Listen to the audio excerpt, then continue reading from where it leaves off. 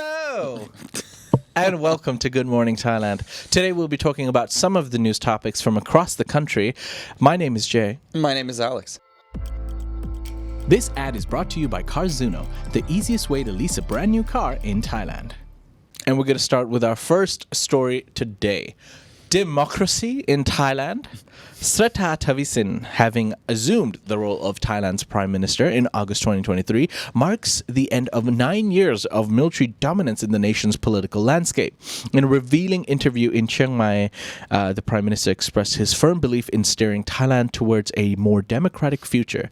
The first civilian leader after almost a decade, Thavisin is undeterred by the threat of coups, focusing instead on enhancing the well-being of Thai citizens. He addressed the turmoil in neighboring Myanmar, emphasizing the need for humanitarian assistance rather than declaring it a full-blown civil war. Additionally, Thavisin recounted his discussions with French President Macron about the Ukraine conflict, confidently stating that Russian President Putin would likely refrain from further invasions. Thavisin's leadership signals a pivotal shift towards democracy and international diplomacy, reflecting his vision for Thailand's future. According to him, no, of course, is Thailand's democracy perfect? Absolutely not. But is any democracy around the world perfect? Exactly. Not. Is this not democracy? There's steps in the right direction still. Obviously, there was a lot of controversy about Thailand's election last year. However, I would argue that it's still trending in the right direction. Yes. So, Did you have a nice succulent breakfast? I did not yet. Okay. I'll get to that after. Okay. Got full-on April Fool's vibes going on, which not for this next story. Okay, the DDC is warning of an uptick in cases in influenza and other diseases like dengue amid the risk of COVID-19 outbreaks. So the Department of Disease Control, or DDC, has raised alarms over a heightened risk of influenza and dengue fever amidst the ongoing challenges posed by COVID-19. In their latest report on communicable diseases, the DDC points out the early year surge in influenza cases within schools, prisons, and military camps, particularly affecting children aged 5 to 9. The majority of these cases are attributed to the influenza A strain, and projections indicate around 346,000 influenza cases for the year, a decrease from last year's figures. Meanwhile, dengue fever cases have soared to over 20,000, doubling last year's count, with 27 fatalities, mostly among adults with chronic conditions. The DDC emphasizes that dengue has impacted all demographics, notably school-aged children. With COVID-19 cases expected to slightly decrease from the previous year, the DDC advises against self-medication for symptoms common to these diseases, urging professional medical consultation instead. Dengue fever, no joke, No man. joke. No. Yeah. Been there. Some of the toughest days that I've had. Same, yeah. And they say if you get it again, too, really, it can mess you up. The first time was not fun. I do not want that again. So it sounds like that's the one that's really on the uptick. So make sure you're wearing your bug spray. Yeah, ladies and gentlemen, the rainy season is going to be upon us very soon. So let's get it together. Stay More safe mossies out on the way. Protect yourselves, people. All right, we're going to move on to our next story that takes us to Sisakit. Now, a gas cylinder explosions trigger fire in Sisakit commercial building. A severe fire broke out in a commercial building in Sisakit province, suspected to have been ignited by gas cylinder explosions early in the morning. The incident occurring near Luang Sumangalam Temple at around 4:10 a.m. saw rapid engagement from firefighting teams, police, and disaster prevention units who battled the flames intensified by hot, dry weather. The fire, which started in the building's storage area, was marked by explosive sounds and was controlled within 35 minutes, despite challenging conditions.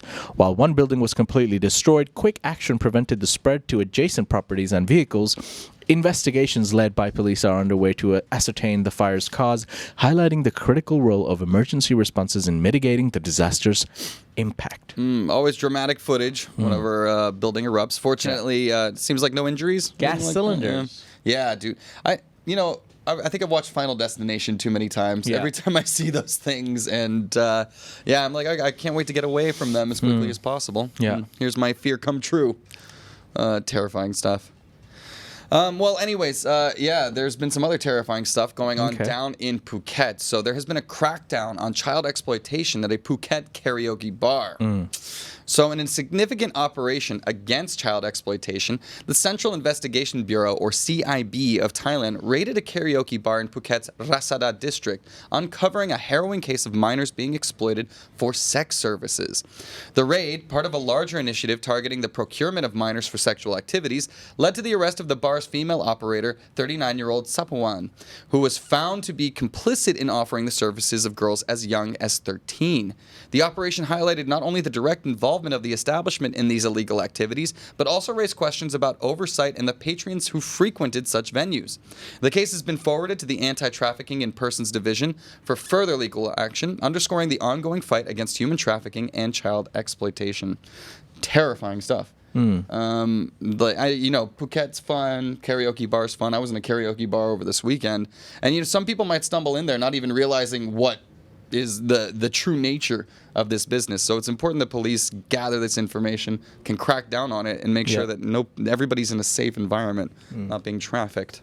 All right. Well, ladies and gentlemen, we're going to move on to our next story. Now, often the police are in the story regarding Thailand, and not in a good light. But this next story actually shed some good light on the police officers in Thailand, because in a dramatic turn of events at Lumpini Police Station, Bangkok, officers successfully thwarted off a self-harm attempt by 59-year-old Chinese national Fu Yu King Hai, who had earlier been detained for causing a drunken disturbance at a hotel in Sukhumvit 5. After his arrest in the early hours, King Hai attempted to end his life by jumping from the station's rooftop, leading to a tense standoff. Despite refusing to engage with a Chinese interpreter brought in to negotiate, King Hai eventually leapt into a water tank on the rooftop, from where officers rescued him. He was subsequently taken to Police General Hospital for treatment. King Hai, who had been in Thailand illegally but without contacts to assist him post-detention, now faces charges for public indecency and a possible deportation after recovery and payment of a fine. This incident highlights the challenges and quick decision-making law enforcement officers face in critical situations. A suicide attempt at the police station. Wild.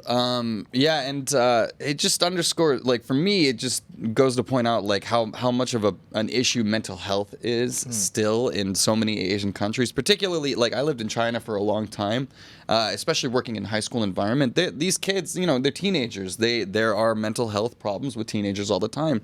The Chinese answer so often was no, there's not. You know what I mean? There's just a complete ignoring of these issues a lot of the time, and just poo-pooing it away. And it's so serious, and it results in extreme incidents like this. So I think it's very important to seek help, talk, reach out, so you don't end up naked on top of a police station, shouting at the wind. Anyways, I've got a horrifying one for you here at the end. Okay. Hope you're ready to get creeped out, everybody. Yeah. Happy April Fool's Day. So, eerie roommate antics on fridge ignite an online buzz. This is going to be scary. Now, a young woman's discovery of her roommate atop their refrigerator in the dead of night has sparked widespread online debate, highlighting the peculiar challenges of shared living. The incident, which saw the woman waking up to the bizarre sight of her roommate in a haunting pose on the appliance, prompted her to seek advice from the online community. Sharing a photo of the eerie scene, she expressed her alarm and confusion over her roommate's strange behavior. The story quickly went viral, drawing a mix of humorous and practical responses from netizens. Explanations for the roommate's actions ranged from pest avoidance to sleepwalking, with some commenters offering lighthearted superhero comparisons and others sharing personal sleepwalking tales.